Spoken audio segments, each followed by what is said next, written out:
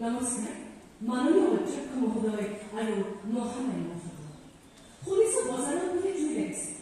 অত্যাৱশ্যকীয় খাদ্য সামগ্ৰী পেট্ৰল ডিজেল ৰন্ধন গেছৰ মূল্যই পূৰ্বৰ সকলো অভিলেখ ভংগ কৰি দেশৰ জনতাৰ চকুৰ টোপনি কৰিছে আৰু আনফালে গৌতম আদানী নামৰ চৰকাৰৰ ঘনিষ্ঠ পুঁজিপতিগৰাকীয়ে এটা এটাকৈ দেশৰ সম্পত্তিসমূহ ক্ৰয় কৰি ধনী ব্যক্তিৰ তালিকাত নিজৰ নাম অন্তৰ্ভুক্ত কৰিছে। আমাৰ পৰা পৰৱৰ্তী বাবুকলে নচিন্তাজনক উদ্যোগ খৰিদাৰ পৰিকল্পনা কৰি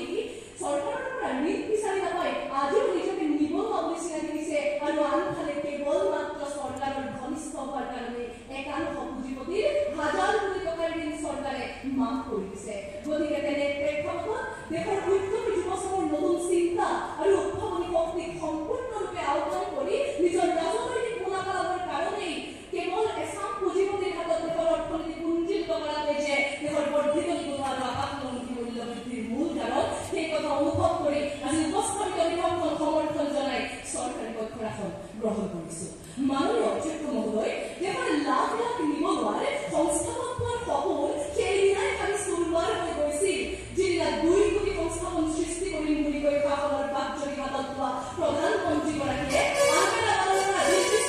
কাৰ্যালয়লৈ গৌতম আদানী নামৰ ঘনিষ্ঠ পুঁজিপতিগৰাকীৰ ব্যক্তিগত বিমানেৰে আহিছিল। 355 কোটি টকা চৰকাৰী ব্যয়েৰে যেতিয়াই প্ৰধানমন্ত্ৰীগৰাকীয়ে প্ৰায় 52খন দেশ ভ্ৰমণ কৰিছিল তেতিয়া ভাৰতৰ নিবনুৱাসকলে ভাবিছিল যে প্ৰধানমন্ত্ৰীগৰাকীয়ে লগত লৈ যাব ভাৰতীয় জনতাৰ সপোনবোৰ, কিন্তু ইয়াৰ পৰিৱৰ্তে প্ৰধানমন্ত্ৰীগৰাকীৰ লগত বহিছিল মুকেশ আম্বানী আৰু গৌতম আদানী নামৰ দুগৰাকী ঘনিষ্ঠ পুঁজিপতি যি প্ৰায় দেশতে বাণিজ্যিক চুক্তি সম্পাদিত কৰি নিজৰ ব্যৱসায়িক আধিপত্য বিস্তাৰ কৰিছিল। গতিকে এনেদৰে এচাম বিশেষ পুঁজিপতিক ব্যৱসায়িক অনুমতি প্ৰদান, কৰৰ ক্ষেত্ৰত ৰেহাই, ঋণ মাফ, প্ৰাকৃতিক সম্পদৰ ক্ষেত্ৰত অবাধ স্বাধীনতা প্ৰদানৰ ফলতেই আজি ভাৰতত অৰ্থনৈতিক অনুপ্ৰৱণতাই দেখা দিছে আৰু সৃষ্টি হৈছে বৰ্ধিত নিবনুৱা আৰু আকাশলংঘী মূল্য বৃদ্ধি। মাননীয় অধ্যক্ষ মহোদয় সন্মানীয় বিৰোধী পক্ষৰ সদস্যসকলৰ জ্ঞাতাৰ্থে জনাব বিচাৰিছো আজিৰ বিভাগখনত নিবনুৱা সমস্যা নহয় বৰ্ধিত নিবনুৱা সমস্যাৰ কথাই কোৱা হৈছে। সন্মানীয় বিৰোধী পক্ষৰ এগৰাকী সদস্যৰ অধ্যক্ষ মহোদয় কৈছিল যে Centre for Monitoring Indian Economic তথ্য অনুসৰি